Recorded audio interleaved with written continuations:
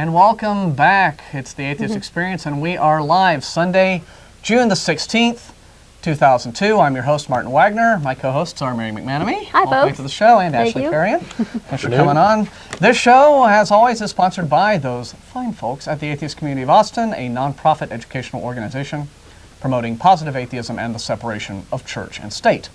ACA holds weekly meetings every Sunday morning at 10:30 a.m. at Hot Jumbo Bagels downtown at 307 West 5th Street between Guadalupe and Lavaca, except for the first Sunday of each month when we have our lecture series in the Longhorn Room of First Cafeteria at North Cross Mall. And our next lecture will be in about 2 weeks' time, right? First Sunday of July. Right. And we don't know who is speaking. Do we know? Actually, yet? Jeff We was do saying know, yesterday, yeah. but I don't know who it is. It's But I've heard we have a guest. We're so I informed. think I heard on the radio show that it was a Texas Freedom Network talking about That's the right. textbooks. That's something right. About the new textbook selection for the upcoming school that's year. All right. Cool. So they'll be talking about that. There we go then. A very politically vital topic to discuss. So that's going to be first Sunday in July. Other ACA events, oh, there I am.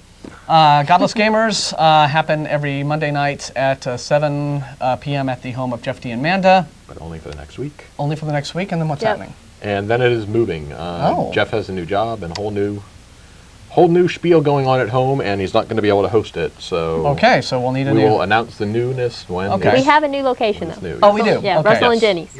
Oh, all right then. So this, then tomorrow it's... Tomorrow, Jeff and Tomorrow, Mandy. Jeff and Manda's, Yeah. and then Same place. henceforth at Russell and Jenny's, so I'm told. Yeah. All right, well, they have a nice new house. It's what they need is a gang of us to come in every Monday and mess it up. Exactly. So, good deal.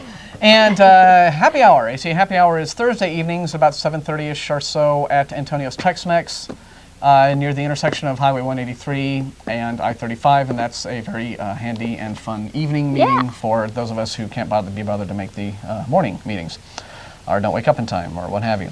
The nonprofit, speaking of the radio show, happens every Tuesday Saturday afternoons at 2. You knew it. Yeah, I knew that. I did know it. I did. I just said, cramp. Beep. Saturday afternoons at 2 p.m. at the atheistnetwork.com website. Your web browser will need the Real Player plugin in order to hear the audio stream. And you can participate in a live chat, which runs while the show is going on. And it's a ton of fun every week. It's Jeff D. is the host, Mary and Vic Farrow are co-hosts. Yep. Russell's present because it's done at his house, which would make sense. Russell And is the producer. And whoever else turns up at Russell's house, and they just have a lot of fun talk and stuff, and it's a great show. And I'm irked that I can't really stream it now because Real Player can't be bothered to do a player that's native to OS 10. Oh. Sure, but it works in Yeah. Classic. Well, it does work in Classic, but that's what I have to do is I have to download it from the ACA website. And Oh, it doesn't stream? Well, I mean, I can open... I've gotten it to stream. Yeah. Well, I don't like opening up the Classic environment, though, when I'm in 10. It's Oh, just, well. that's all kinds of... we're geeking out I have now. heard rumors that it's coming out soon. Well, they better be true. Oh, sorry, we computer geeked on you there for a minute, but now we're back. Alrighty, so what else is happening here? Just really quickly, I have, before we get to our news, we had a couple of voicemails during our week, and for those of you who want to know more about our group, there we go. There's our lovely website at atheist-community.org and our voicemail at 371-2911, at which this week we got a couple of calls that Michelle Gadouche, our co-chair, forwarded to me.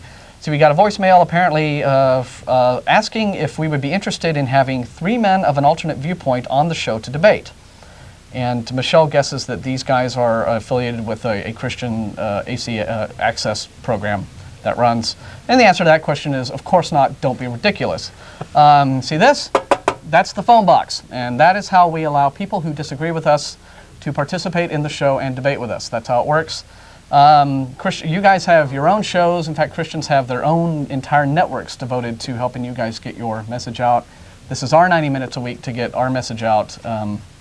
But we do allow Yes, you're perfectly welcome Please to call. call in. alternate Yes. viewpoints. Feel free to call in at any time. But that's how we do. Oh, well, that's the phone box hidden behind the flag, and nice little motto we have. And another one. This is from the hilarity file. We had a caller call up and say that he heard that if you say there is no God on a lie detector test, you will fail the test. And he thinks that means there must be a God. Well, sold me, I tell you. My God, the proof that we've been waiting for. Never mind that lie detectors are so completely unreliable that they won't even accept them in courts. And even if it were true that happened, that would be a long way off from proving that a God exists. You need actual testable evidence, stuff that you can check out and Verify. so. The lie detector says there's one, there must be one. But those kinds of amusing comments are what makes being an atheist so much doggone fun at times. So, I guess that does it for announcements, except to say, I forgot, November 2nd, I do believe, is still the tentative date for an event called the Godless Americans March on Washington, which is an American Atheist-sponsored event. Our group has nothing to do with American Atheists. We're an independent group.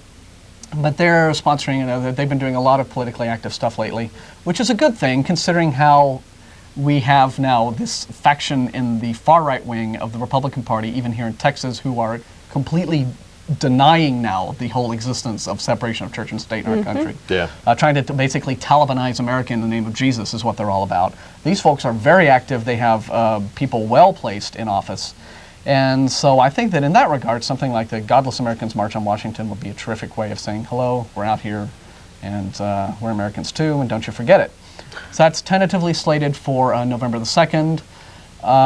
So good long way off, plenty of time to plan, and you can find out more information by visiting godlessamericans.org is that web address for that. So, okay, I'm done. Who wants to start with news? I've got a whole stack of stuff here. So okay. why don't I at least kick it off? Kick it off. Yeah. Kick it off. I'll pass it over soon enough. Okay, first one here. Saudi broadcasts promote anti-Semitism and martyrdom. A television station backed by a Saudi prince has sparked outrage by broadcasting clips that show young children being taught to hate Jews, referring to them as apes and pigs, and embrace martyrdom. Recent broadcasts on Iqra Television, one of the global satellite channels packaged by the Arab Radio and Television Network, a Saudi-based company, features anti-Semitic interviews with a father, a psychiatrist, and even a 3-year-old girl. During a May 7 episode of the Muslim Women magazine, anchorwoman Doa Amer asked her special guest, a 3-year-old girl named Bashmala, a series of questions. The youngster quickly and calmly answers, "Are you familiar with the Jews?" Amer asks. The girl says yes, and says she does not like them because they're apes and pigs. "Who says so?" the anchor says. "Our God," the girl replies, adding that Allah says this in the Quran. These are people that are really sick. Yeah. The power of indoctrination is a terrifying thing. Yeah, it's a 3-year-old girl. Yeah. In another interview broadcast in April, Professor Adel Sadek, which a station identifies as a head of a psychiatry facility at a university in Cairo, talks of the Islamic martyrs reaching the apex of happiness, the height of ecstasy and happiness, and I am talking to you as a professional, a psychiatrist, comes the moment, just like the producer told you, 10, 9, 8, 7, 6, 5, 4, 3, 2, and then he presses the button and blows himself up. The most beautiful moment for which he would have time sped up is the moment he is saying 1. This man explodes and he feels he is flying. Well, he is flying. He's flying in several different directions. Yeah, several different directions at the same time. He probably doesn't feel it too much. Yeah, he didn't feel anything. You know, we spoke a lot about this in the wake of September 11th, pointing out that you cannot persuade somebody to do something as insane as blow themselves to bits. Yes. Okay. Through reason alone. And through reason at all. You can only do it if you promise them some sort of strange religious or supernatural reward. Okay. You cannot get somebody to do something like this, not only blow themselves up, but take dozens and in the case of 9/11, thousands of people with them, unless you indoctrinate them into these weird, superstitious, crazy belief systems, crazy unproven belief systems that have all to do with divine rewards for this kind of action. I don't know how true that may be. Well, they had it in World War II, kamikaze pilots. Well, that's true. It's relatively similar. But still, they have this whole culture over there that has to do with revering one's ancestors, and there had to be, and so there's not so much ancestors. There's a similar form of indoctrination that goes on. But, well, that's true. People do respond to authority figures in a general sense. Authority figures and promoting your own country, you know, it's a form of patriotism almost. But what we have here, though, that was, I mean, World War II was a declared war that was going on. Yes, that was a little bit different. Yeah, but and still. You could conceivably say, for example, if I can picture a lot of people being in a situation like you might typically see in a Hollywood movie or something, where the hero realizes that he has to do something drastic to save the day, and this will involve sacrificing himself, but it'll at least get the job done. And that's probably how they felt, how the kamikaze pilots felt. It's like, I'm sacrificing myself, but I'm doing it to defend my home for the country. good of others. What we have here is not so much this declared war or an existing situation as what we have is something that's been going on for centuries that are these ideologically and religiously rooted conflicts. You have these two sides, both of whom feel that there's this little spot of dirt that is each group's it's my holy, spot of dirt, though. hallowed land. Yeah. And so it's all very much religiously based in this regard. And September 11th, I don't see can be conceivably thought of, unless you are just taking the most berserk perversion of reality that you can concoct in your mind, and define that as an act of defense against your home turf. And it goes directly into the whole carrot stick thing about having you know, a reward to go for it. In another program, the father discusses what lessons he's sharing with his son. I am already preparing him for martyrdom, either mine or his. He asked me, if I carry out an operation and blow myself up, will Allah give me a car, a rifle to shoot with, toys? I answer him, you will get everything you ask for.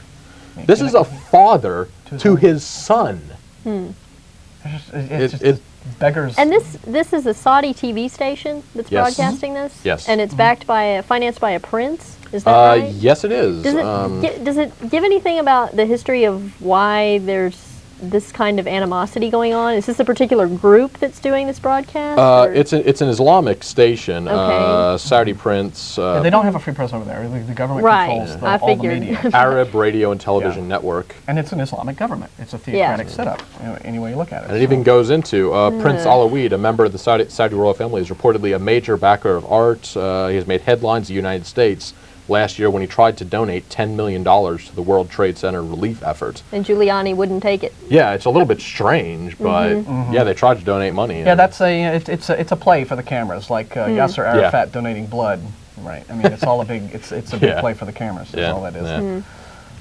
So. Okay, well that's that one. So just more evidence of what a wonderful thing religion is. Oh yes. And speaking not quite of religion, but something to read anyway. Yeah, news of the stupid, right? Yeah, news of the completely whacked out. South Korean fan in World Cup suicide. What? A South Korea man in his mid-20s died Friday after setting himself on fire and leaving a chilling suicide note saying that he wanted to be a ghost and the 12th player for his team in the World Cup.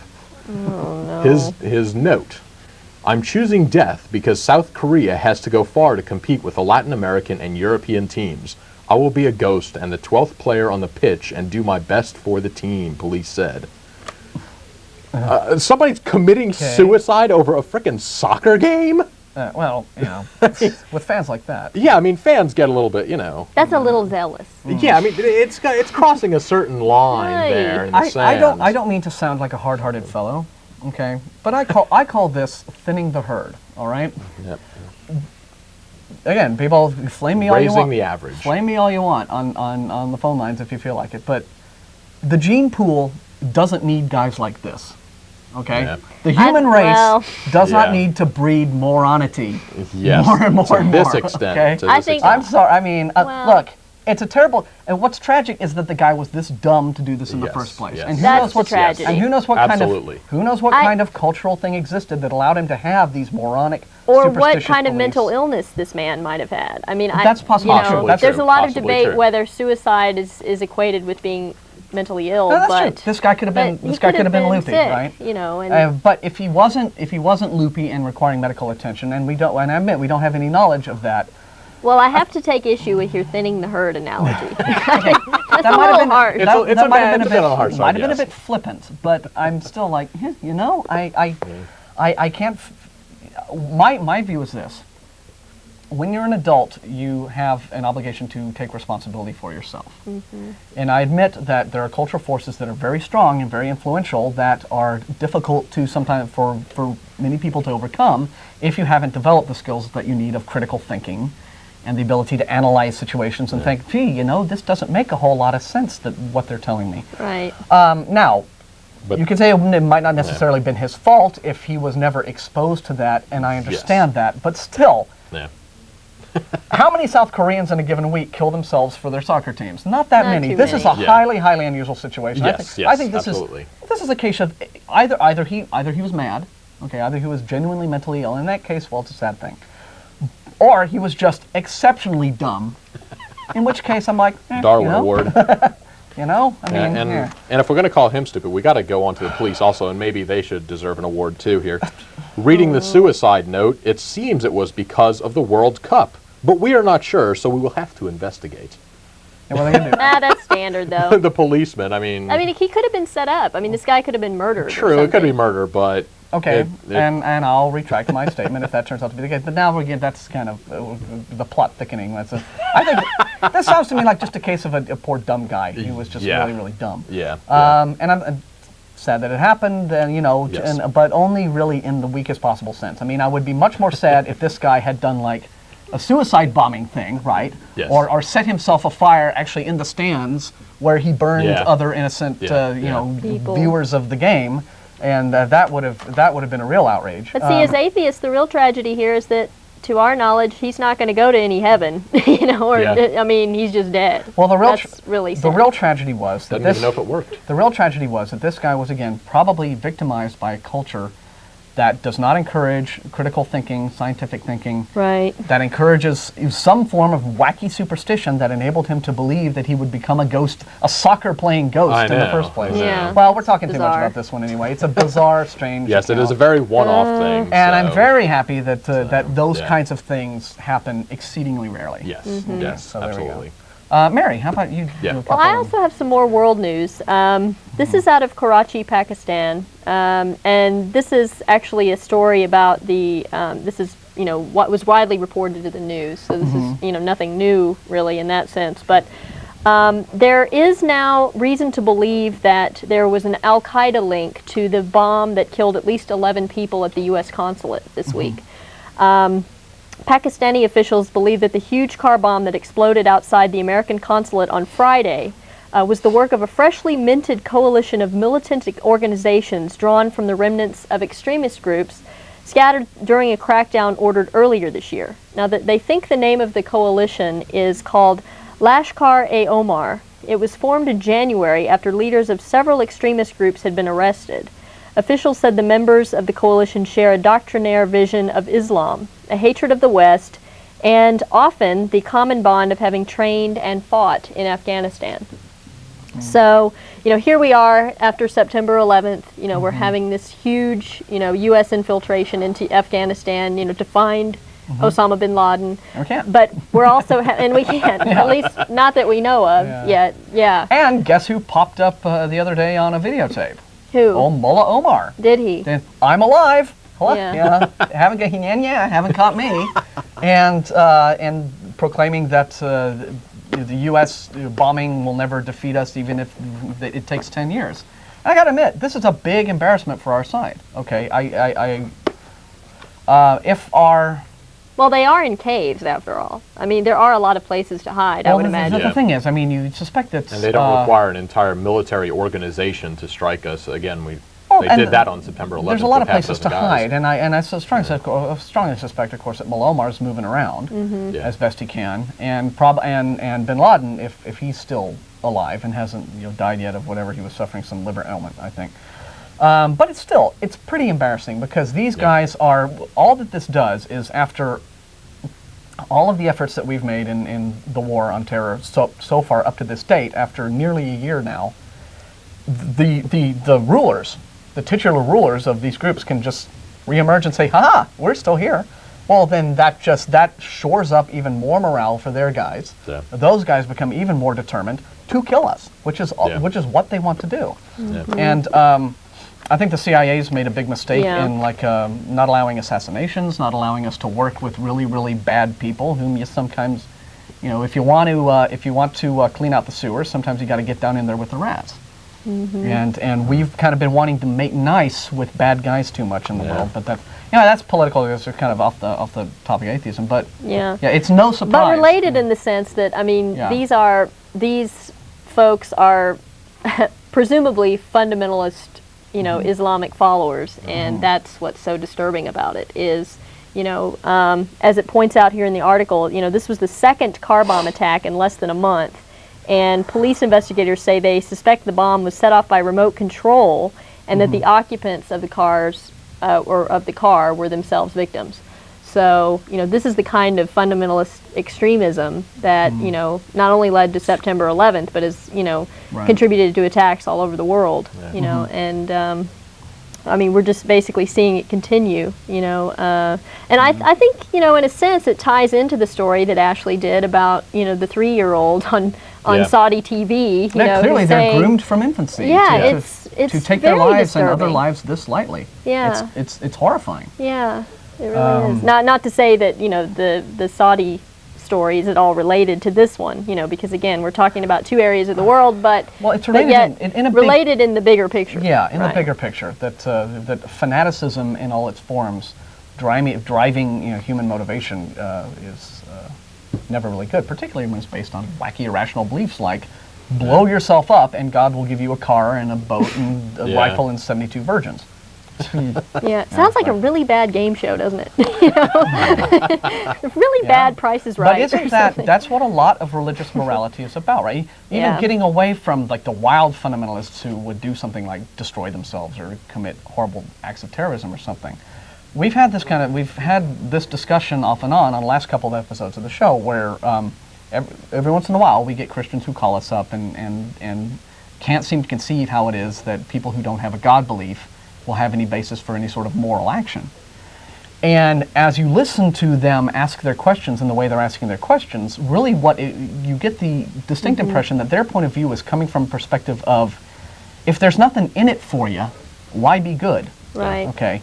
Like they have an entire system of morality that is all based upon the reason you do good things is because God says so, and B, if you don't do the good thing that you're told to do, you burn in hell. And if you do the good thing that God tells you to do, then He will reward you with all these wonderful gifts in heavenly in an paradise. afterlife. Yeah. Right. The whole notion of just plain old altruism. You know, you do something nice because it's a nice. You know, people are good to each other Completely absent from religion. because if we didn't treat each other well, we wouldn't have a species. We'd all be dead if we didn't get along. Right. It's called survival, folks. Practical concerns. It's interesting. It just doesn't even occur to them to think in those lines. It all has to do with rules handed down from on high, and you know, there's no evidence that there's an on high that rules are handed down from.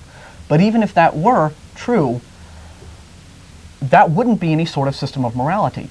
You can't really call blind obedience to rules a system of morality. Morality comes from the whole idea that your actions will have consequences, and that everything you do has a particular consequence, and if the consequence is bad, well, then that's a bad thing to do, and don't do it. Right. Duh! It ain't rocket science. And but yeah, and not to get too far off topic, but just this letter that we got from this Christian we gentleman. got some pinhead. Yeah, I don't want to go into great detail about it, but just to say that it's related to what you were saying, because he says, well, you know, I am a Christian. He calls himself a non-denominational Christian. And he says that he read our fact page, which we talk about why we're atheists and everything. And He obviously says, didn't read it very well. Right. Well, he says, you know, well, if I don't believe in a God, that means that it's okay for me to just go out and kill people and, you know, and not go to school because who cares? It doesn't matter. Yeah. You know, and what does that reveal? What? That doesn't. It's doesn't a reveal non anything. sequitur. It doesn't reveal anything about the possible existence or non-existence of a God. It doesn't reveal anything about whether or not a person can be good or bad with or without religious beliefs. What it reveals is his own latent desires. I mean, his own whole potentially the way he thinks about things.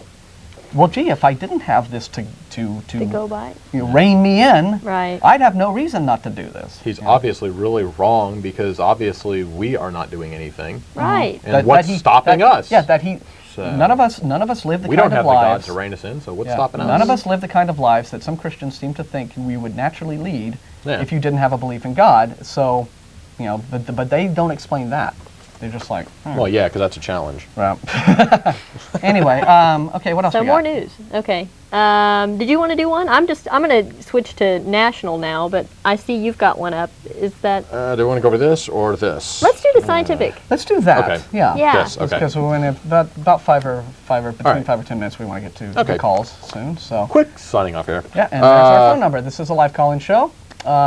Unless you're watching us during our rerun time. Now, as I understand, one of our producers, Steve, has nabbed a rerun slot for taped episodes of this show, which I believe will be on Tuesdays at 4:30 Yes. on 10, I do believe.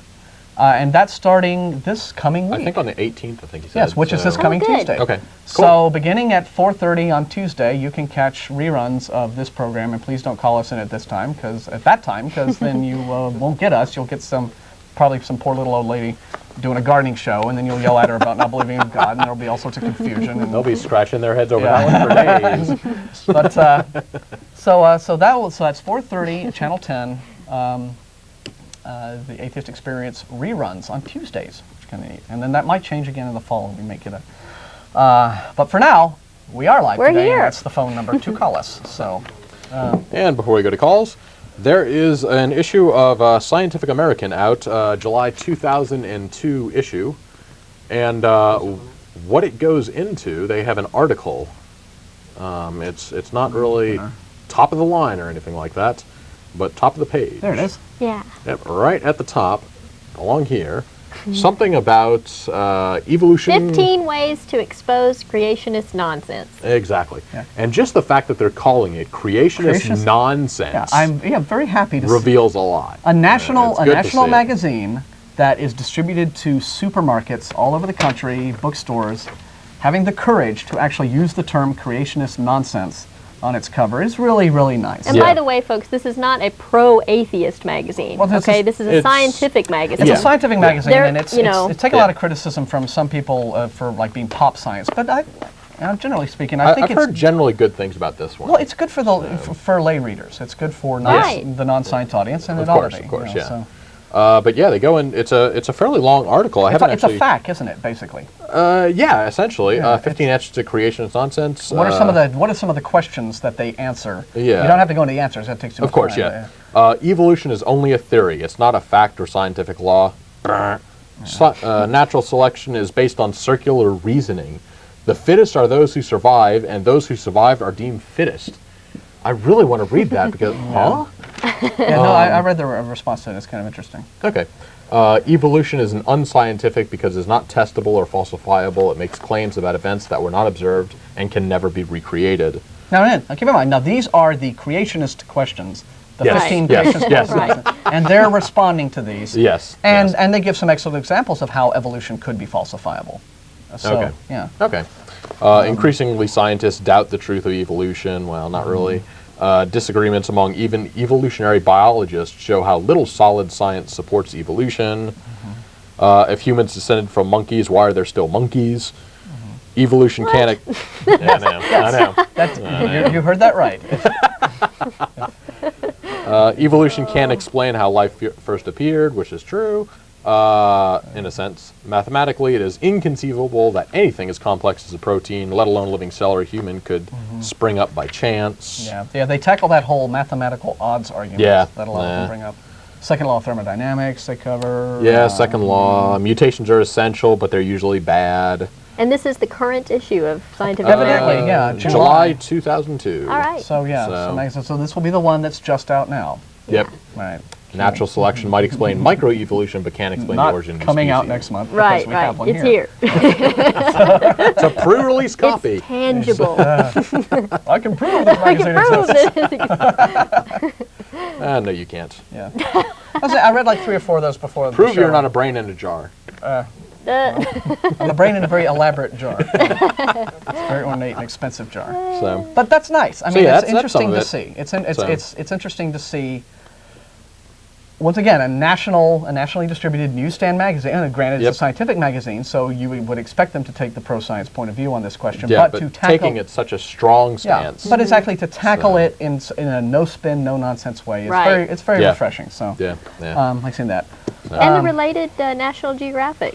The National Geographic something also on goes whales into something similar there. Oh, I want to thank Don Lawrence, I remember, for bringing these in. He's loaned us these. This is actually the 2001 National Geographic, so it's a bit dated. So, but yeah, it's got a whole article here on the evolution of whales, and it goes into, at the bottom of this, have a whole link of some of the things there. There's something related that I could just mention quickly in passing, having to do with this was there, again, last night on the CNN news website, there was an article once again about the dismal state of science education in America. And for fun, they had a little 10-question quiz that you could take. Oh, yeah. And so it just a little flash thing. And you click on the answer. And I'm very pleased to report I got them all right. But they were mind-numbingly dumb questions, right? I mean, this was grade school science. Like was this general science or evolution? Or just, no, general science. General science. Like, how long does it take the Earth to go around the sun? A day, a week, a month, or a year? Yeah, and there are some people who would get that wrong. Is this a national science? This is national science. This is the NSF. Because they had that. They had that study that was done a couple of months back on that. Right. Well, and that was one of the questions. Yeah. Well, this was just there's an article on.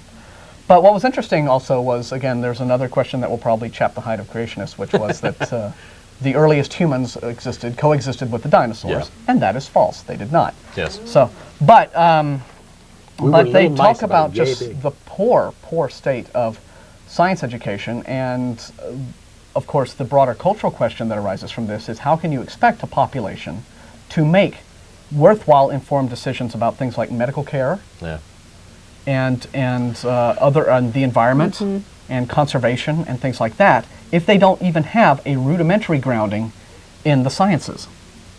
If they don't even get grade school science. Now, we're not just talking about high school level or college level physics or anything like that. We're talking about how long does it take the friggin' Earth to go around the sun. I think one of the other questions was lasers focus light or sound. Light or sound. That wasn't on this quiz, but I heard that on the other report. Yeah, about half the people actually. The statement was lasers are focusing sound waves, true or false. And I think about half the people got that wrong. Don't people ever see laser light shows or anything? You go to a concert, they have lasers going up in the sky. That's why they think it's sound. Because the laser show is synchronized to the Pink Floyd music, right? Yeah. So that's why they think it's sound. Maybe, but... well, I of course, every once in a while, Leno takes his little mic out on the streets and asks hysterically hilarious questions. I remember one show, he went around asking people, do you have a cranium? And some people were like, I don't know. I don't know. No, I think he just said, what is a cranium? And they were just, it's too funny. It's depressing on the one hand. Yes, but it's exceedingly depressing. But sometimes stupid people are fun. But as long as they don't set themselves on fire thinking that they'll somehow qualify for a soccer team, I do. Yeah. But still, it points to education is really, really needed bad. Severely lacking. Yeah. Well, it will be interesting to hear our guest speaker at FERS in July talk about the textbook situation. Would that be Shelley from the Texas Freedom Network? No, it's someone who's, I think, with the Textbook Foundation. Somebody with them, I believe, with the textbook, but I don't know exactly. Okay, we'll try to get a name for you and have that on next Sunday's program. And we'll put it on our upcoming calendar of events thing on our website, too. See if I'm doing anything else. We have one caller lined up. Did you have one more that you'd like to do? Want to go over that one? Yeah, why not? Okay, the Baptist. Yeah. Baptist pastor's words shock Muslim leaders. Oh, right. Yeah, a former Southern Baptist Convention president stirred interfaith tumult when he described Muhammad, Islam's revered founder, as a demon-possessed pedophile. Ouch. Yep. Not exactly trying to build bridges there. No. Reverend Jerry Vines made the comments Monday night at a Southern Baptist pastor conference drawing strong denunciation from Muslim leaders Tuesday when his statements were publicized. Hodan Hassan, a spokeswoman for the Washington-based Council for the American Islamic Relations, said Vine comments were divisive and inaccurate. This kind of hate-filled rhetoric is very shocking, Hassan said. It is especially surprising to me to see it coming from someone of that stature making such a statement concerning a religion that is practiced by 1/5 of the world's population. Here's though the real outrage about that remark. Okay, now I don't expect a member of the Southern Baptist Convention to have a whole lot nice to say about the Muslim faith, Of right? course. I mean, Of course. And in all fairness, I mean, I like to think that we're covering our bases on today's show. We get hate from the Baptists towards the Muslims, and we get hate from the Muslims towards the Jews, and now if somebody gets a report that the Jews found someone to hate this week, well, we report that just as fairly. Thankfully, that hasn't happened. But what's crazy about this situation, this guy's situation, is that, yes, we all know these guys are fanatical loons. Of course. Okay, but that's the problem. Okay, we are right now living in a climate of fear and terror where we already know these guys are trying to blow us up. Okay, they've already done it. They've already done a good job to New York. Yeah. And there are all these fears about it, and now they want to do a dirty bomb, and they want to blow up a nuclear power plant, and they're trying to and there's all these terrorist fears, and we know that these extremely fundamentalist Muslim fanatics exist. Into the midst of this climate comes this bonehead Yes. getting behind a microphone and saying Muhammad was a pedophile. And actually, Not going to win any prizes for diplomacy on that one. I don't think. You know, not going to diffuse the world situation very well by making these kinds of indelicate remarks. and to put it all in context, what he actually said, part of the text, today people are saying all religions are the same, Vine said. They would have us believe Islam is just as good as Christianity. But I'm here to tell you, ladies and gentlemen, that Islam is not as good as Christianity. Christianity was founded by a virgin-born Lord, Jesus Christ. Islam was founded by a Muhammad, a demon-possessed pedophile who had 12 wives, and his last one was a 9-year-old girl. Yeah. Now, Now, even if that's true, Wait a minute. there's just so many wrong things with this. Well, plus, I mean, you have to consider, and talk we about- talked about this on the radio show. you're talking Yeah. about I yelling mean, fire in a crowded theater there. I mean, that's yeah. You have to consider this in context with the social mores that were Exactly. present at the time. Exactly. You know, and if Muhammad was married to a 9-year-old, that was probably okay back then. You Chances know, are and I'm that not was saying perfectly it's normal. right. I'm just Yeah. saying that, you know, during that time in history, you know, Yeah, that was okay. That's immaterial. But okay? yeah, either way, it is. Yeah. It's irrelevant. Well, in a climate of worldwide terror where we don't know the next huge bombing is going to take place, you don't bait these guys by calling their Exactly. holy These leader are a- people who are blowing up buildings and themselves to get their point across. You don't make them even madder. So not too very many brownie points for Brownies on that one. And that kind of hate-filled rhetoric is the same thing that we're hearing from the likes of Osama bin Laden. Yes. You know, it makes it no better, and it And doesn't the justify girl- anything. The little girl who was so. Anyway, it's that time. So we got enough wrecked up now. So we just have so much fun. Who's number one on the list? David is on line one. I think we got him. David? Yeah, hi there. Hi. Sorry to keep you waiting. Oh, no problem. Had to get through all our news. A big news day. Yep, it was interesting news. This sort of goes back to not the last, not about the Islamic and Baptist, but back a little bit to when y'all were talking about science and lack of the general public's just basic science skills. Mm-hmm. And I was wondering, it seems to me that with fundamentalist Christianity sort of coming on the rise, and in times of crisis, people turn more to religion. I'm wondering if superstition and just general gullibility is on the rise. It seems like every time I turn my radio on now, I hear a commercial for some type of almost faith healer type remedy or fake herbs, or, I mean, take your pick. Improve your vision with secret vision drops, this liver healing pill.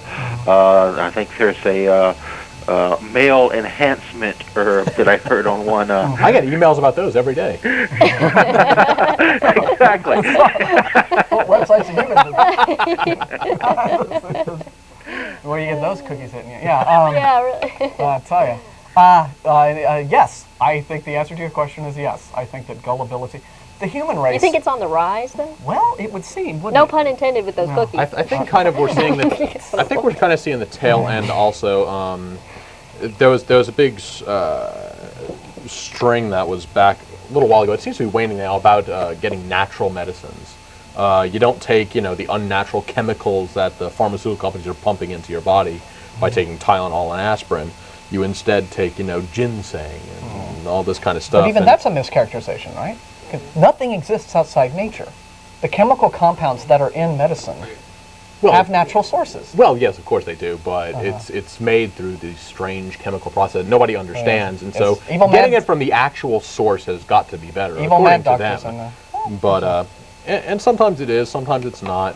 But I think that's part of it, because a lot of these things are natural remedies and stuff like that. And so it's this whole, let's go natural. Yeah. Well, speaking of that. Yeah. So, no, thank you. No, thank you. You said that. You do that on Don Lawrence's show. Superstition thrives in any sort of society where education is lacking, and especially the ability to think critically is lacking. And critical thinking isn't really it's something that you have to learn and to work on, like any other skill. It is a skill. And our educational systems don't really encourage that sort of thing. And even people, but I've noticed though that even people who have reasonably good critical thinking skills that they would apply to such things as, say, their political outlook. It seems that a lot of people have their own particular pet superstition, whether it's their religion that they grew up in, or whether it's just something that they developed on their own, like belief in pyramids or power or something like that, or psychic abilities. They have this one area of their life that's their precious little thing that they have walled off from the critical thinking machine. You're talking about God. Oh, I'm talking about anything that they choose. Anything that for you some believe people in. it's God. For some people it is God. Oh yeah. For example, Right. take the website, The Skeptic's Dictionary, which is a very fun website. It's a very informative sort of debunking, where they categorize hundreds of different kooky things that have existed throughout time. And the maintainer of that website, a guy named Robert Carroll, who's a scientist, frequently gets letters from people saying, "I love your site, it totally rocks. And I've learned so much about all these world superstitions, and then they take him to task for the one thing that they believe in, that he applies exactly the same. And the whole point is, critical thinking doesn't get checked at the door when you, there it is, it's going to be like this middle one here. Okay. Critical thinking doesn't get checked at the door just because you have some sort of pet theory. In fact, if you have a pet theory, the proper thing to do in a scientific context is you really try to falsify that. You really try to look for ways in which that may or may not work. So with regard to David's question, do you think it's on the rise? Do you think that, people's superstition, is that right, David? Yeah, I was just wondering, it seems to me that it's getting worse, because as I seem to be running into more religious fervor than I used to. Could be changing, could be Texas. I've only been here for 3 years. But it does definitely seem people are getting more gullible to me. And I was wondering if I was just being a pessimist or if this is something someone else has noticed. I don't know if it is on the rise or just kind of... It's a hard thing to measure. Yeah. I do agree that it's prevalent. I agree that it is more prevalent than it really ought to be. Of course, you can't control what people think, and everyone has a right to their opinions and beliefs about things, true. But what you don't see is any sort of climate in this country that encourages critical thinking towards those particular issues, such as one's religious beliefs, or belief in an afterlife, or belief in heaven, or belief in any... In fact, what really quashed that was all of the political correctness in the 90s, which was all about, oh, you can't say anything that'll make someone unhappy, and it's rude. It's somehow rude and impolite and discourteous and hurtful to tell people that something they believe in might not be true. Well, sure, if you do it in a rude manner, speaking to anybody rudely about any topic can be hurtful, and you shouldn't do that. But at the same time, you shouldn't use that as an excuse to quash any sort of debate and declare, here's a particular topic that's sacred and off limits. Right. So we can attack our politicians all we want. We can attack the IRS all we want. We can attack various things that that haven't been agreed upon to be sacred cows, but you can't attack this one thing in the same way. Well, why not? And those are usually the most fun to attack. It's not that they're fun to attack. It's just that critical thinking ought to be applied equally Across to the every board. question. Across the board. And so the fact that it isn't, and the fact that education is lacking, and that there's not a climate to encourage critical thinking, I do believe has led to a rise in superstition in our culture, yes. But the good news is that there is now sort of, science is trying to make a comeback, and you don't see much about Miss Cleo anymore. Well, of course, that was because she was violating the law. Her little company was committing consumer fraud. Yeah. But I'm not seeing quite as many of these supernatural scams on cable TV that I've been seeing lately. But you know, it's a way. It'll come and it'll go, and it'll come and it'll go. So. All right. Well, thanks a lot. People. Well, thank you. Thanks, Dave. Take Thanks care. for calling. Goodbye. All right. Science. What's science ever done for us? TV off. Science is like a blabbermouth who ruins a movie by telling you how it ends. Well, I say there are some things we don't want to know. Important things.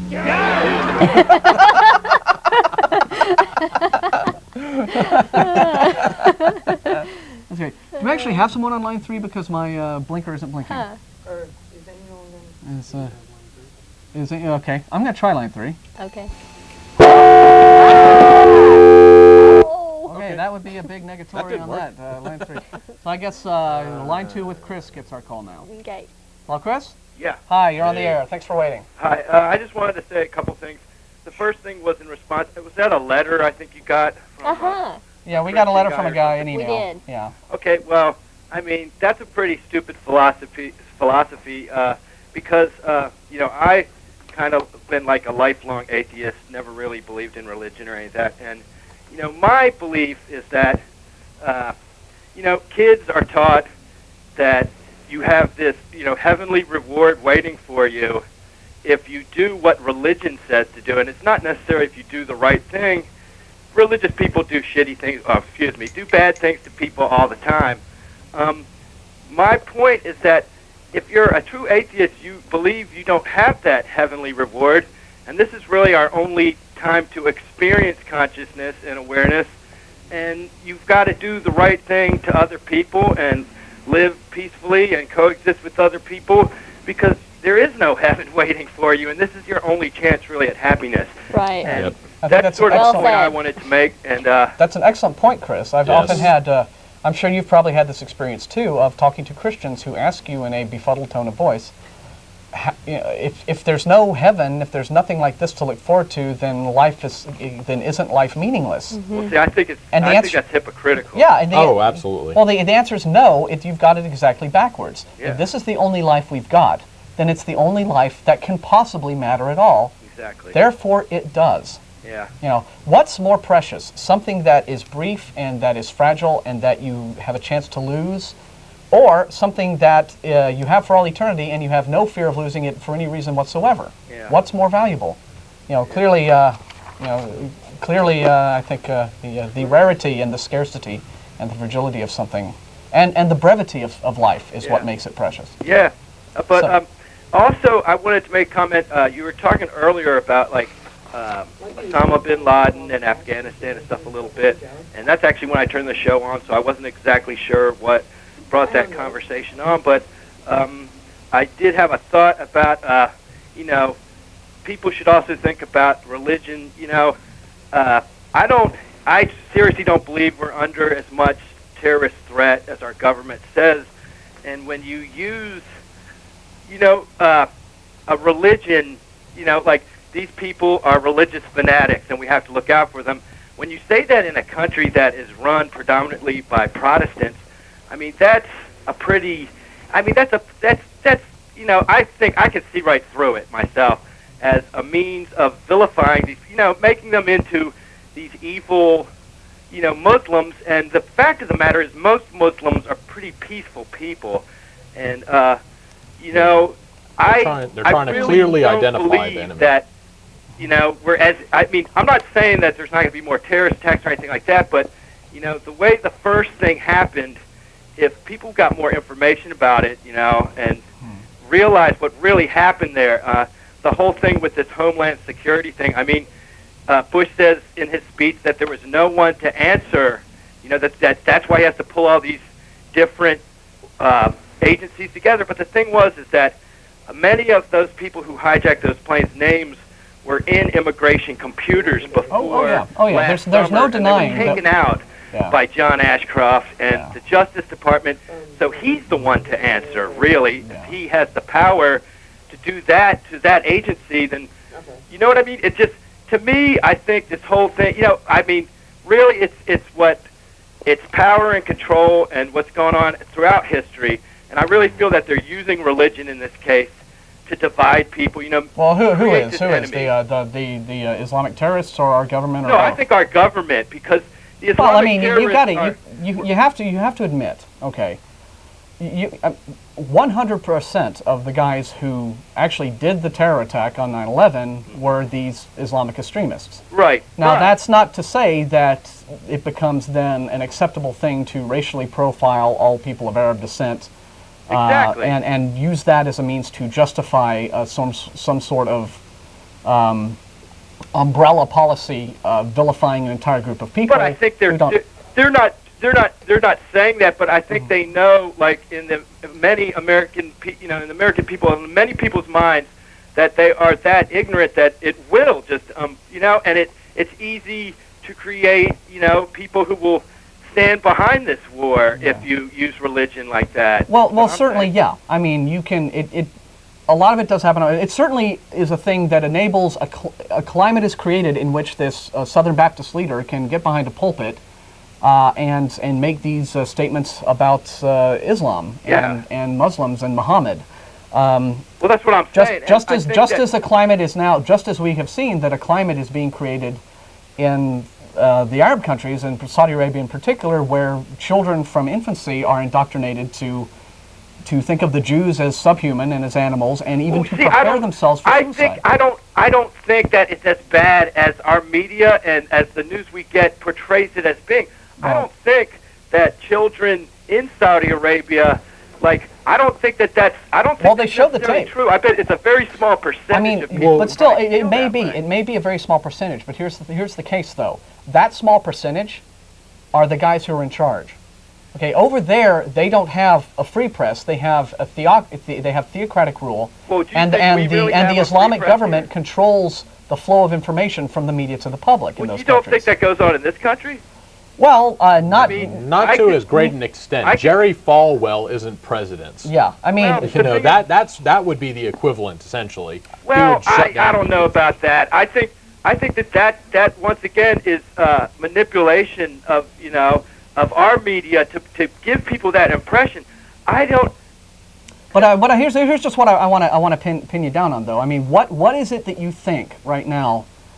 And we got a couple callers, so I want to go on to them. But I want to pin you down on this one, though. What is it that specifically right now that you think we're being lied to about by our government and our media? Because, okay, I mean, September 11th did happen. We do know that. But one's already happened. I mean, 9/11 that was allowed to happen. That's what I'm saying. You see, what you have to understand is this. But wait a minute. Wait. Whoa. Hang on. Okay. Hang on a second. Hang on. It was allowed to happen. Yeah. It was allowed to happen because of sins of omission, as it were, lack of foresight, lack of people doing their jobs. It wasn't our government called up Osama bin Laden and said, "Hey, do you want to destroy our 2 tallest buildings today?" Well, yes, they did actually, because. Okay. All right. Let me. Sorry. No, it is time for wacky conspiracy theories. Yeah, we don't buy into the conspiracy theory, guys. Yeah, and this whole idea that again, you want to talk about lack of critical thinking. When you have, I understand that there are. How do I put this gently? We might like to get into that in more detail, but right now on this show we don't have time. No. And besides, it does get off. You're getting off topic. And it gets off topic. It's not. It doesn't have to do with. And I didn't mean to be rude to cut you off there, but that's the idea that our government. Okay, I am perfectly willing to criticize our government in any number of areas, right? But it is what is considered an extraordinary claim, okay, to say that our own government would sanction the murder of 3,000 of its own citizens simply as a pretext to bomb these poor guys living in tents and mud huts overseas. Okay. Not buying it. Okay, that's just that seems a bit loopy to me. Okay. Yes, government ineptitude is rampant. Okay, we have plenty of government ineptitude. Government ineptitude allowed 9/11 to happen, but it's unless you can produce phone logs of George Bush actually calling up bin Laden and saying those things, then you're not going to go see. Yes, you did. All right, line 2. I'm not getting a blink on that. Line 2 is Drew. Let me see. Okay, Okay, yeah. hang on. There's a little confusion over who's 2, on what there's phone nothing. line. Go to 3. Line phone. No, I'm not going to go to 3. I'm going to go to line 1 because line 1 is blinking and there's no name. Okay, well, One is Drew. well then you don't hit line 2. Oh, okay. 1 is Drew. Hello, Drew? Yep. Hi. Hey. Sorry to keep you waiting like that. Hey, I wanted to call about that guy who just called. Okay, hang on. We need more volume in here. Hang on. Okay. Hey. All right. Now, you know, I know a lot of people watch the show may not agree with you guys, you know, and your atheist stance. I personally am Christian, but the guy is absolutely nuts when he says. I mean, I think he proved his own point that he's nuts when the last thing he said. But just the fact that he's saying that the Muslim countries are we're just as bad as the Muslim countries as far as religion in our government is crazy.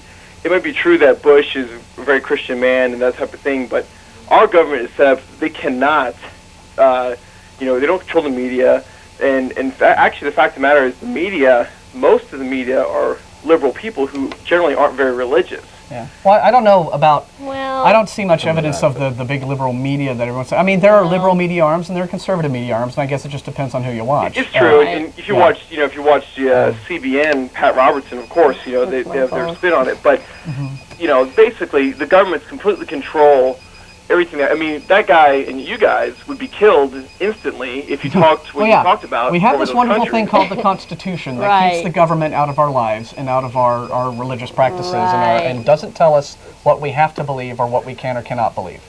So that's a very fortunate thing that we have in our country. But what's frightening to me is that we do have in our country a group of extremists within the Christian community who are talking about how separation of church and state is a myth and it doesn't really exist, and America is exclusively a Christian country, and we need to scrap the Constitution and come up with an entirely new thing. And that I consider to be just as creepy and as worrisome because that would create exactly the sort of government, the theocratic government that they have in these Middle Eastern countries.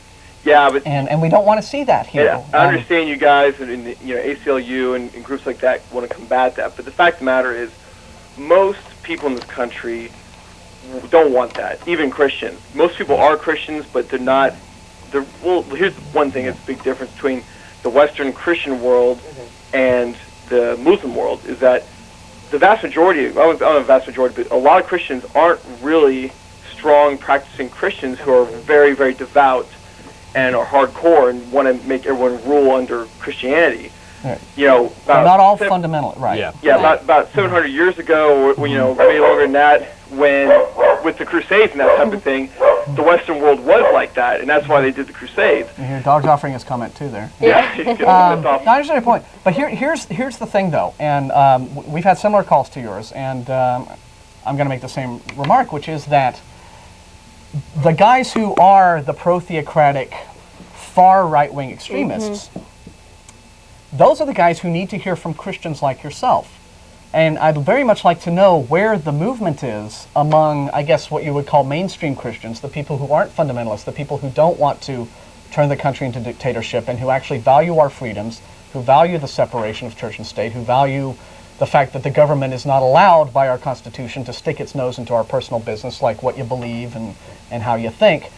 I would very much like to see people from the Christian community, not just guys like us, not just people from like various civil liberties unions or what have you, but guys like you coming out and saying, no, John Ashcroft, no, Tom DeLay, we don't want to have this theocratic empire that you want to turn America into. We like our freedoms the way they are.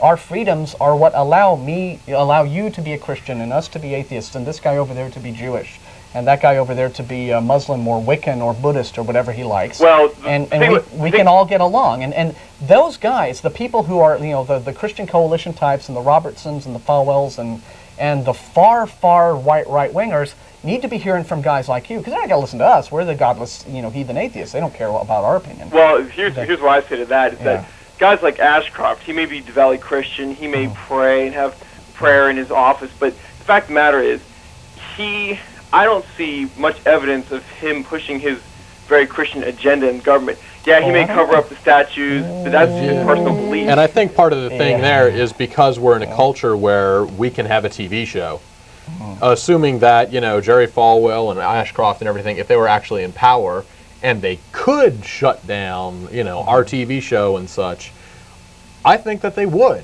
Jerry Falwell, of course he would, but and when you get into that mode, it's a feeding cycle. It's a feeding cycle. It gets worse and worse and worse. It grows because you're soaked, you're marinated in this culture, and that's where the problem lies. One thing I think you guys make a mistake sometimes too is that I know you're very worried about the right Christians and things like that, but really, to me, the worrisome is the Muslim world with the theocratic governments who basically want to blow us all to hell, based in the name of God. And at least in our society, most people believe in the Constitution and say, you guys have a right to say what you want to say. We don't like what you say, but you have a right. And I know you guys are protecting that, but generally, even if you had Ashcroft as president, Jerry Falwell as vice president, they don't have the power because Congress would have to be involved. There's checks and balances. So I really don't think there's too much of a worry for you guys. Well, it's their theocratic government take over. It has to be a coup. As we have seen in situations such as the Nixon presidency, criminal behavior can go straight to the top. And my concern, for example, with, say, you say that you don't really see examples of Ashcroft using his platform as a public official to promote his personal Christian beliefs, and I think that's dead false. I don't think he's used his authority to push his agenda. I don't think he's done. Well, what about the platform, but not as to right? Push his agenda. Well, the concern. Well, you understand that there's a lot of concern lately about the expanded powers that he has now given to law enforcement and particularly the FBI to do things like monitor email and conduct background checks, even if they're not working on a particular case. Yeah, all in the interest of trying to root out terrorists. Now, the danger with this particular sweeping legislation, of course, is that, sure, you can get a situation where, like, nowadays, it might only be used in the interests of thwarting terror, but then let's say the climate changes and the world becomes less hot politically, and let's say we deal with these Al-Qaeda nuts and that sort of threat goes away and what have you, the law is still on the books. And you can now get unscrupulous people in power saying, oh, here's this law here that allows me to snoop on folks I don't like, say, like, the ACLU or the Atheist Community of Austin or Planned Parenthood or whoever, right. And I can do it under the auspices that I'm just making sure that they're staying in line and that they're not causing trouble. That's a terrifying precedent. Yeah, so and it's not to sound like a conspiracy nut, because, again, it's not about that. It's just that, we don't want our country to become,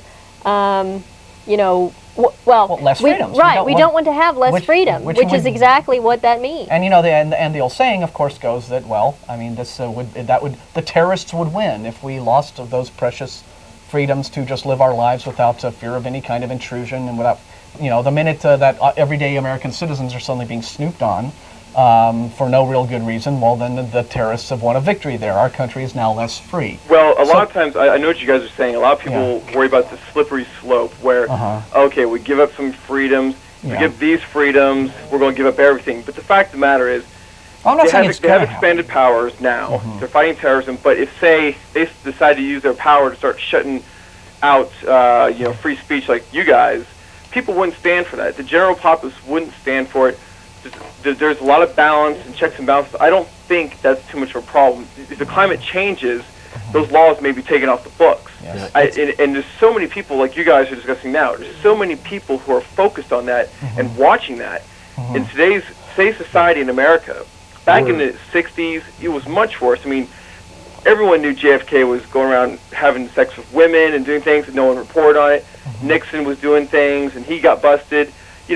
Now things are a lot different. The media is much more of a watchdog. There may be bias in some areas, but everyone is watching more closely, I think. So I think that I'm not overly concerned about that type of issue now. And, as long as there's people like you out there who are saying, hey, Ashcroft's trying to shut me down, a lot of people would come to protection, even if they don't agree with you. Yeah. I don't think that I would hope so. I don't think that people, the general populace of America, is suddenly going to turn very, very religious and want to have a theocratic rule.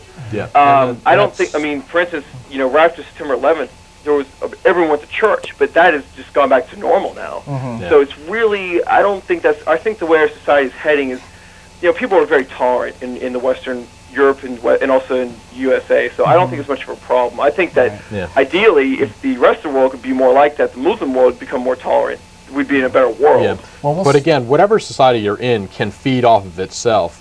If we have a government that allows a little bit more religion into, daily life and what they can enforce and stuff like that, then that will be considered the new normal.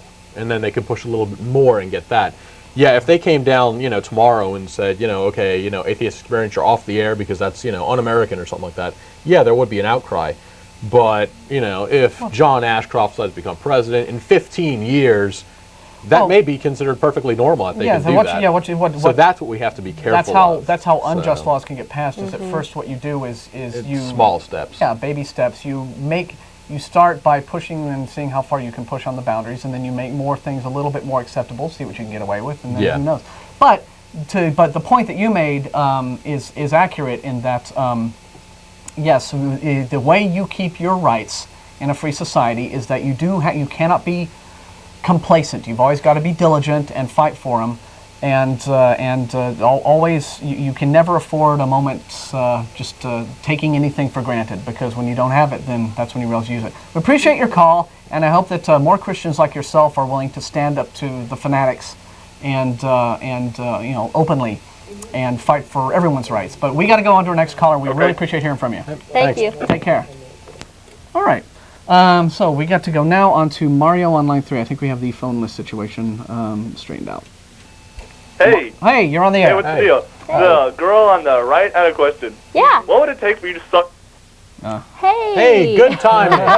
Thank you very much, producer. I think the answer would be a lot more than you've got. Yeah. I don't think they make tweezers. But I didn't get to hear what he was going to offer. I don't think they make tweezers that small. Yeah, right. All right. Oh, it's one, isn't that?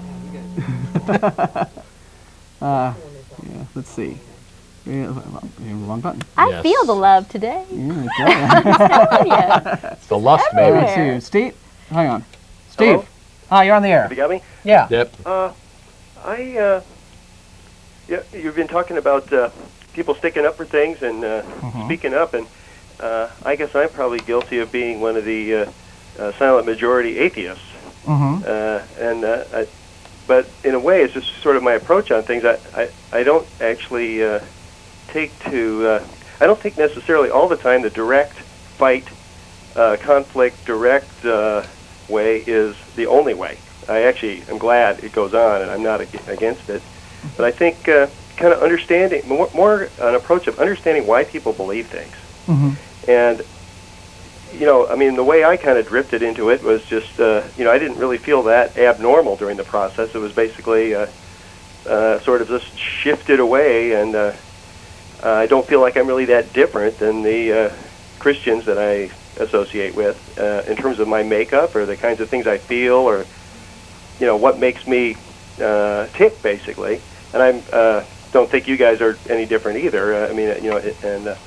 And I think if the more you spend time identifying that and talking about how all that works, it's about why do people believe what they believe and how do human beings tick?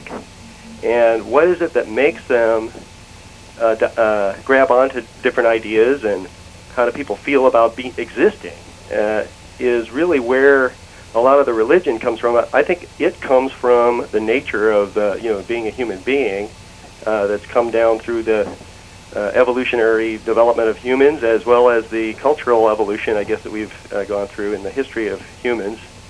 And I don't know.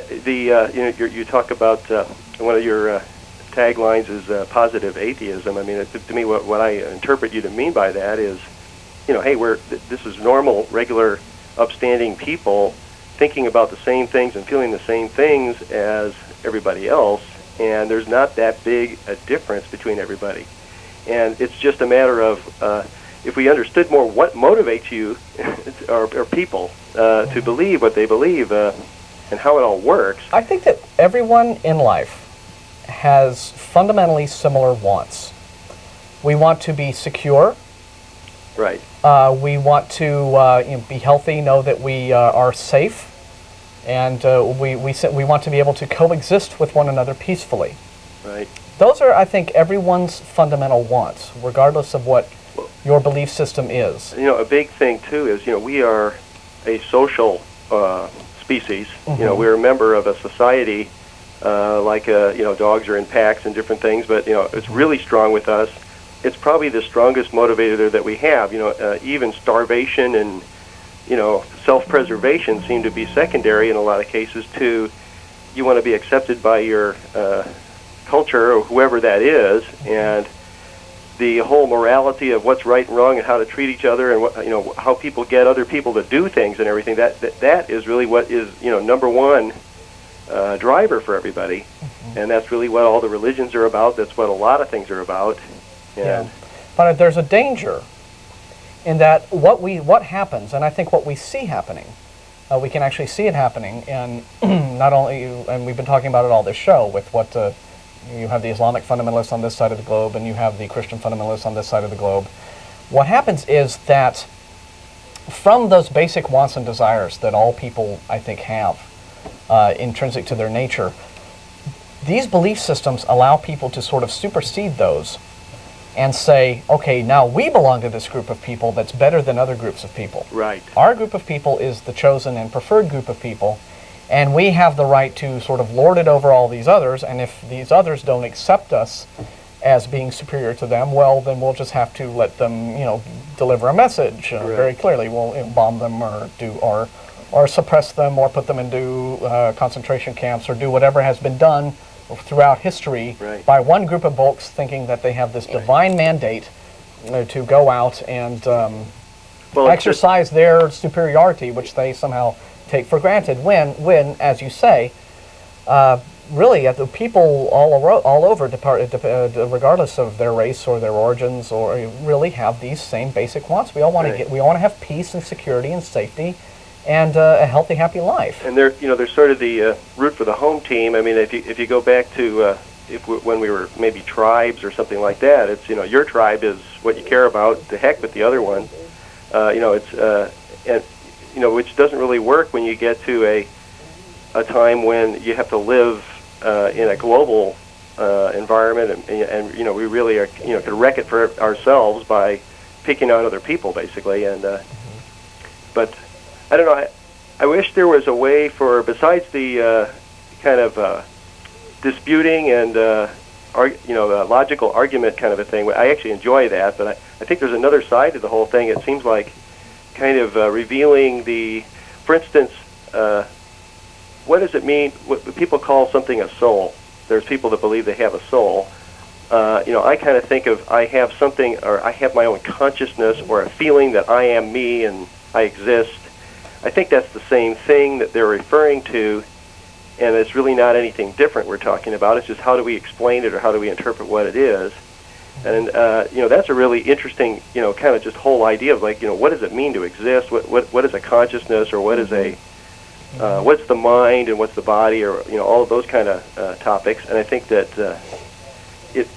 it's a way of talking about something that sort of people, even religious people, they would recognize this as something that's I know what you're talking about. And that's every culture has forms its philosophies, and then that's how we get debate, and it's you're right, they are interesting topics though. Yeah. That's why they continue to be flashpoints of controversy and debate for centuries, and that shows no sign of slowing down. Well, let me I'll let you I'll take off, but I just want to say thanks. Your show is one of the few places that I've seen on TV where anybody talks about anything like this. I mean, it really, to me, it puts religious programs to shame from the point of view of, they really don't ever talk about anything. They just, kind of spout their side of things. And, I really like hearing what people think. So.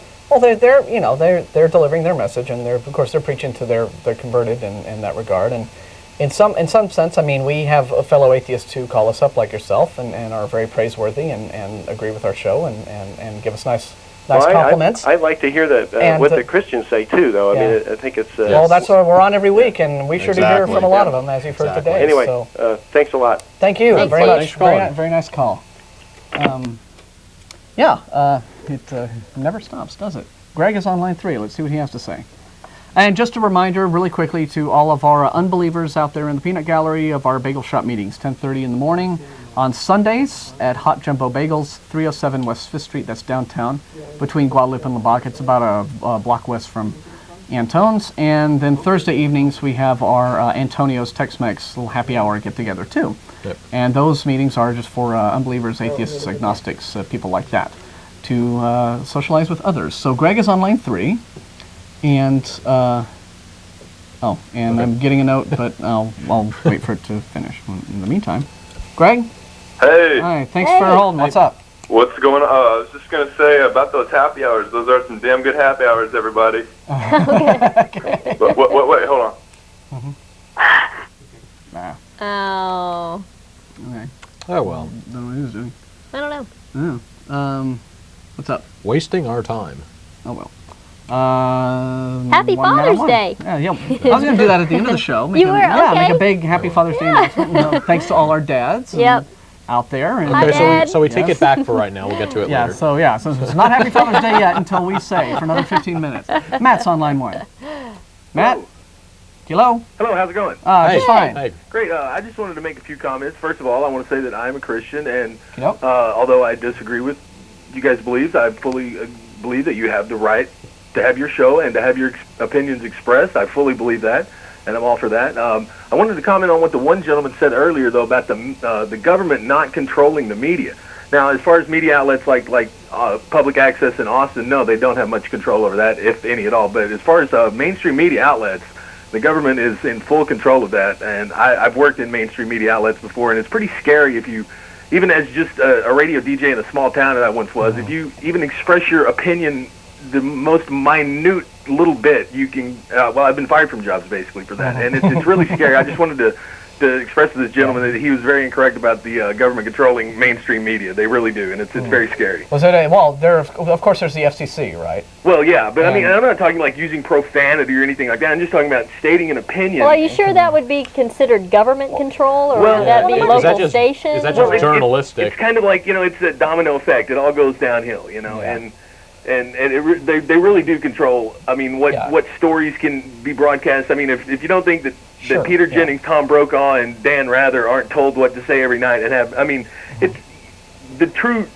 stories that really need to be heard are always suppressed. Yeah, well, it would be incredibly naive, even despite our wonderful Constitution, to think that our government doesn't try to do everything it can. Well, they do a good job. To stick its nose where it's not wanted. Right. And it was so certainly it would not surprise me if, particularly when you're talking about these whole corridors of power, right? And of course, powerful people all hang together. Sure. So you get these CEOs of these network conglomerates will go to these beltway parties with all the high up mucky mucks from Capitol Hill, and they'll form their little coalitions as they see fit, and then the broadcasters will go home, and they will sort of tailor the political slant of their particular network or their broadcast or their radio station or whatever they have to the political ideology that they like and that their buddies in Washington want them to have. And this happens on the left and it happens on the right. Right. And so that's very clearly done.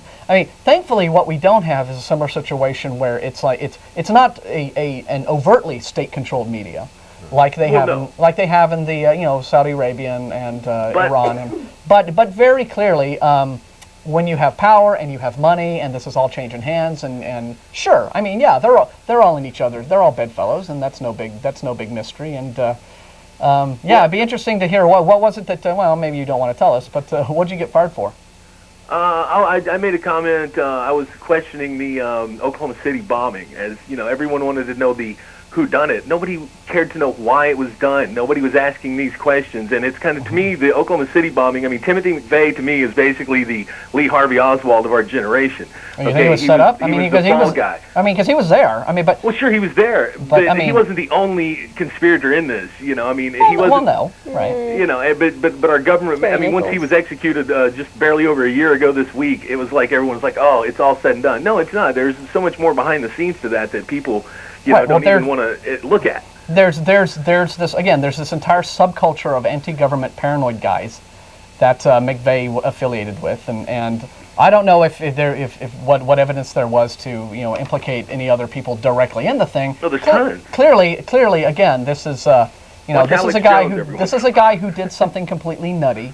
because he developed a nutty belief system. Oh, no, I'm not justifying what he did by any means. I'm just saying he was not the only one. buds, right? He had his buds. He had like Fortier and Nichols and maybe some other guys we don't know about, but still. Yeah, it's true that if you can express, especially in a mainstream media outlet like a radio station or something, you spout an inconvenient or unpopular belief, that can be, that will certainly be frowned on, could lose you your job. Now, not all out of the mainstream beliefs and opinions are valid. No. And some of them are quite nutty, and some of them and some of them are quite beyond the pale. And then others are people who are genuinely saying, wait a minute, then you have like Woodward and Bernstein, right, who blew open Watergate when nobody else wanted to touch it.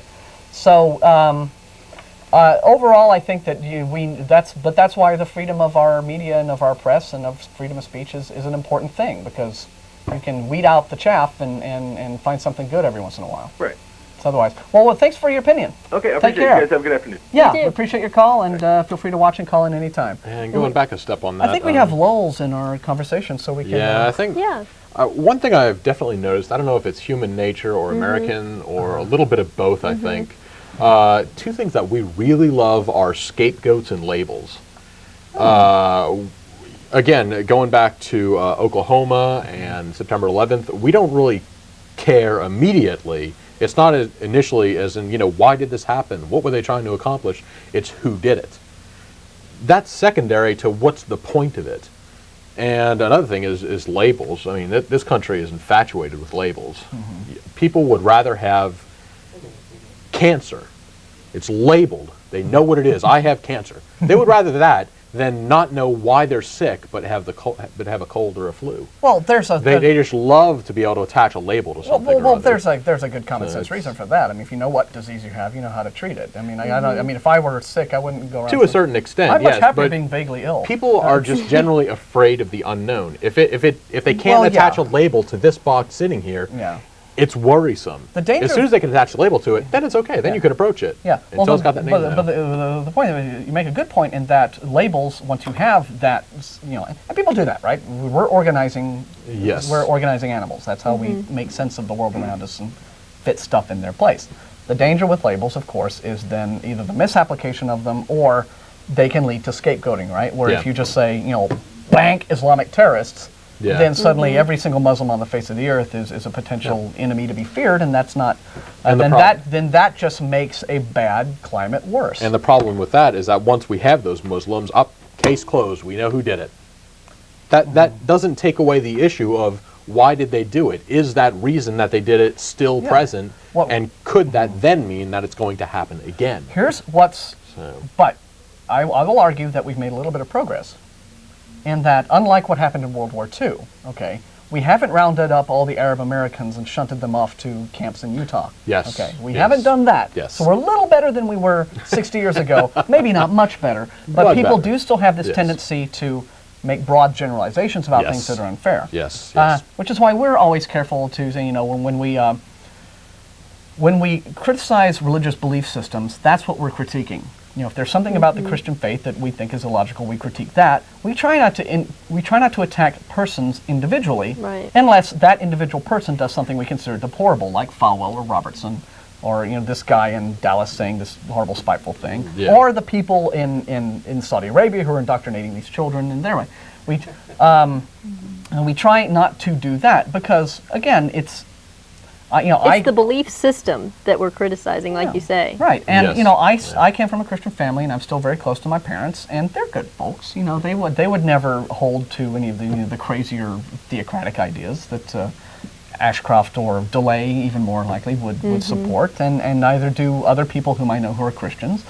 But the problem is, once these beliefs take root in a society, and there are these weird, vague, unproven supernatural claims, well, then it seems where is the limit? Where do you stop? What is the basis that one uses to say, I can use this belief to justify this thing, but not this thing? Seems to me that you have some invisible, all-powerful friend saying, you're my pal.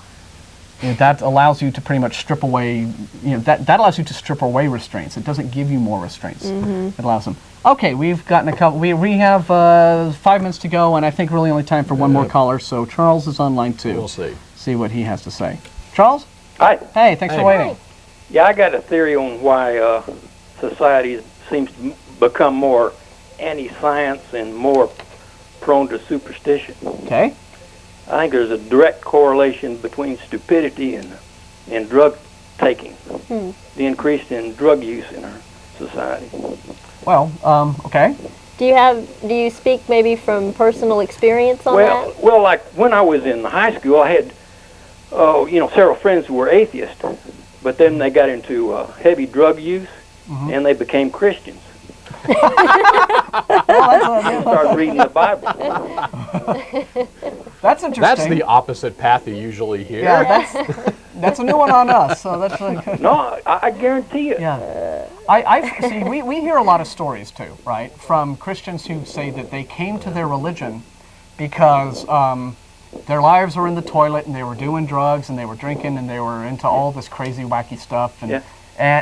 But then they found religion, they found Jesus, they found whatever, and now they don't have that problem anymore. And I've thought, and two thoughts occur to me. Wait a second, aren't you just saying that you've replaced one drug with another? Right. And is this making some sort of statement about how people who have some sort of are addiction prone in their personalities might be more attracted to, say, supernatural and religious belief systems than people who aren't?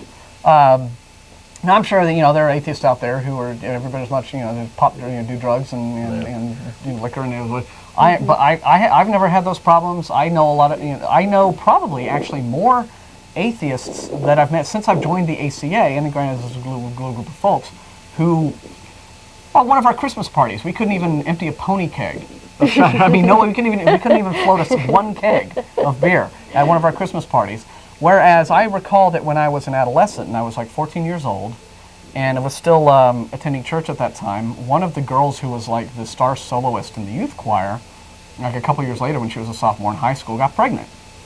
Yeah. So it's sort of like, and she was well known for being just a partier and some chick who, kind of. And I think the percentage of smokers in our group is substantially less than. Yeah. But again, I don't know. There's a correlation. I don't know that you still can but pinpoint a direct correlation between drug use and. But it amuses me though. Have you ever noticed though that when you watch either like fundamentalist Christian TV, like TBN or any of these religious broadcasts, this seems to be a sales pitch that they use more often than you would expect. They always talk about when you have Jesus, you won't need drugs, and you won't need beer, and you won't need porno, and you won't need all this. So like, we'll replace it for you. Well, hang on. Okay. Yeah. There's this assumption that people would be attracted to that in the first place. Some people just aren't into that. If they don't have God. Yeah. Or something like that. It's like, well, what is okay. So how about like somebody who goes through their lives and they're not religious at all, and they aren't, wife. I'll tell my quick tale and I'll let you guys know. I've told this before, but I remember going to one of these little non-denominational revival meetings at one point. I think when I was about 18, I was already kind of an unbeliever at that point, but I thought, well, I'll humor this friend of mine. And some guy got up and told this typical sob story. I used to get drunk every night, come home, beat my wife, beat my kids. Life was hell. But then I found Jesus and it all went away, and now my life's great. And I thought to myself, not only do I not need religion to tell me that being an alcoholic wife beater is a bad thing, I don't think I want to hang out with the kinds of people who need religion to tell them that being an alcoholic wife beater is a bad thing. Just don't. I don't think I want to know those folks. Well, here's the other side of it, and I'll be brief too, because I know we're kind of running out of time. But I had a very dear friend who was a recovering alcoholic and did go to AA regularly, and probably still does. I don't know, but he took great comfort in the fact that having a higher power kept him sober. And he and I would debate about that, and that was kind of why we couldn't date anymore. Was it was sort of a point of contention, but in a friendly way, But I think a lot of people do take comfort in that, and just like with your friends, I think that's just kind of a way to deal with it. Is to use God to stay sober or some higher power, whatever you want to call it. Personally, I think you do it yourself. You just don't want to call it that, but that's just my way of looking at it. I think maybe this guy got tired of being an ass. I don't know. I mean, could be. I don't know. That's a lot of people using religion to kind of as an excuse not to give. They don't want to give themselves credit for things that they don't want to realize that maybe, you know, this, because that would imply that, well, wait a minute, if I could have done this myself all along, I've lived my life all this time this way, I really screwed up. So that would be a hard thing to confess to, perhaps. Who knows?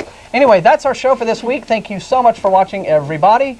We are here every Sunday. You can call to be called and argued with. We appreciate your call, our final caller, and we're sorry we didn't get to our last guy.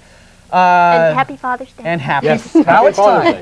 Now it's time. Now Okay. this is our moment of mandated Love ring. thanks to our dads. Happy Father's Day. And we'll see you next Sunday, 4:30. And our reruns start at 4:30 Tuesday. This channel, Christians, we don't hate you. We just think you're wrong. Bye-bye. See you next week. Hey, stop. I can't.